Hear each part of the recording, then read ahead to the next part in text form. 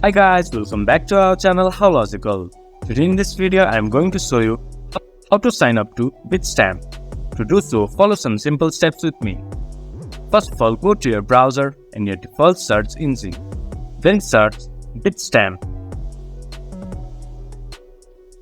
Then go to the first result that shows up or go to www.bitstamp.net.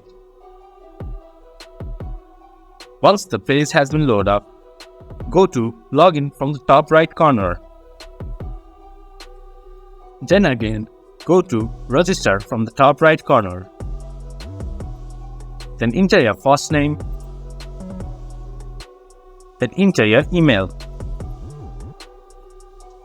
Then enter your date of birth. Then press Continue. Then you can create a new Bitstamp account. This is how you can sign up a new account in Bitstamp. This much for today's video. If you guys find our video helpful, please leave a like and comment. And do not forget to subscribe our channel and hit the bell icon. I'll see you guys again in our next video. Thank you.